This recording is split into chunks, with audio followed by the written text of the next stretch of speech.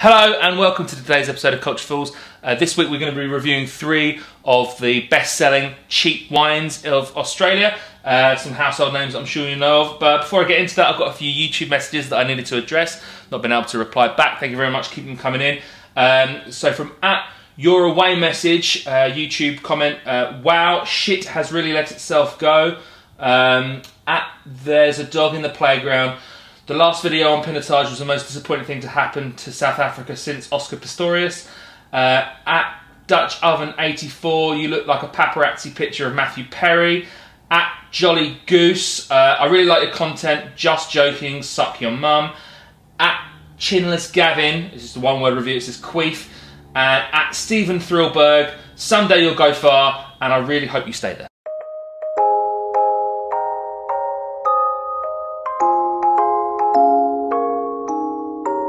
In a similar vein to the viral smash that was the Goon review video, we are now reviewing 3 of Australia's top-selling sub-$8 wines. Every wine company has their own version of this type of wine, and today we're going to go through the best-selling 3 and let you know which one's the best from a taste perspective. Bulk wines are essentially the kind of bestseller for any wine company. They are pretty cheap to make, and therefore the savings are passed on to you, the consumer. So we're not talking about very kind of good quality grapes, labelling, manufacturing, packaging, and in fact it's actually more like beer making. Let's use Budweiser for an example. Budweiser has never changed its taste in however many decades, and it won't change its taste at all because it's always made the same every time to a very specific recipe.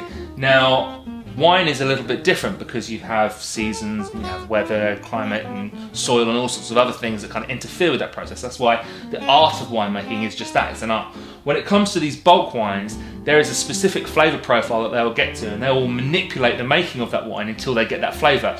Usually that involves a buttload of sugar. Without further ado, let's review. It's the new catchphrase. So we're starting with Yellowtail Big Bold Red. On the label it says it's the world's most loved wine brand. It doesn't say anything about the wine itself, it just says that Yellowtail is the world's most loved wine brand. I mean, I think that's contentious at best. Nothing actually else on the label really to speak of. It just says it's big, bold, jammed with lush dark fruits, spice and a touch of vanilla. So there you go.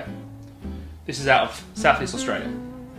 Awesome. Well, it's almost purple. Very dark. So the go on the nose. Sort of jammy. There's that vanilla smell, which again comes from oak being used. I'm pretty sure that for an $8 bottle of wine, this has not been barreled in oak, but as we've talked about before, they probably would have introduced wood chips, oak chips, to the actual ferment. Okay, let's have a sip of ye.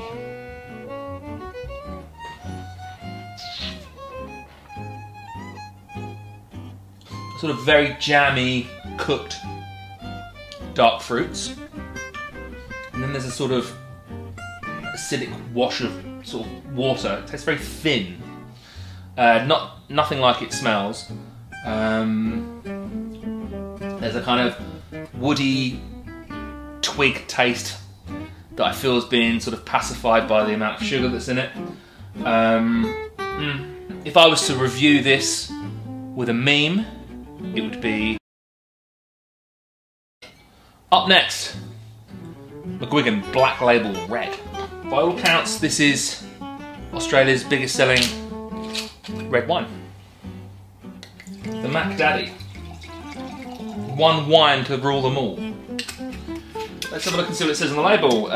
Just McGuigan Black Label Red. Classic red wine, has a grapefruit flavour, spicy plum, cherry, blackberry. Well balanced with a fine, smooth mouth finish. I've had a few of them in my time. Versatile wine that goes well with most dishes.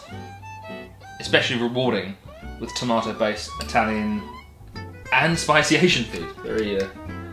Very mixed bag of things you can eat with. Purple ruby colour.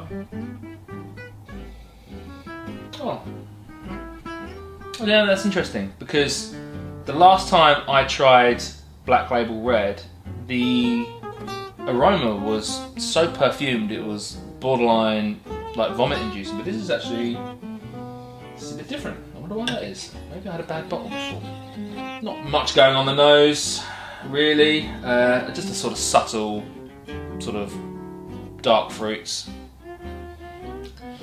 See, that does more in terms of what a wine should do on the palate than the Yellowtail. The Yellowtail's sort of straight down the middle, but that kind of touches a few other parts, and that's mainly down to the balance of the winemaking is probably superior. Very flat.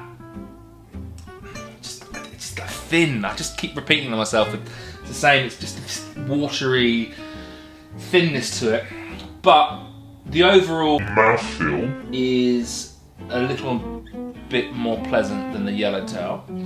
I can see why this is Australia's most popular wine. It just sort of does what it says on the tin. I would not like to know how much residual sugar is in this. If I was to give McGuigan Black Label a review with a meme, it would be... So when I went to my local, I couldn't actually find a Wolf Blass blend. Try to say that after a few Wolf Blasses. So we've gone with the Red Label Shiraz Cabernet, mainly because this is the one that I think is more iconic. That Red Label Wolf Blass. Colour. Automatically the colour looks good on the pour. I've not even had a look at the glass, but that looks rather alluring. I love the colour of wine. There is nothing better, honestly. The sound of a newborn baby laughing, the cold side of a pillow, and the colour of a glass of Sangiovese. It's one of the best things in the world. I love wine colour. This doesn't look like a Sangiovese, but it's still very pretty. Okie dokie pig and a pokey. Let's have a little bang on the old nose. Now that smells like a wine. Sorry, I did not give them the courtesy.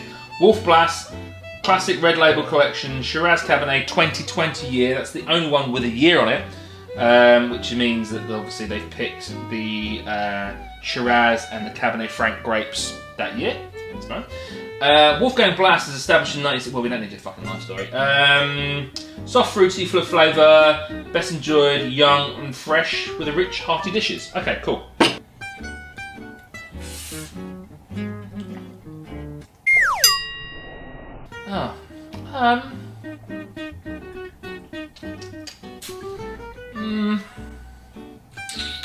Doesn't really...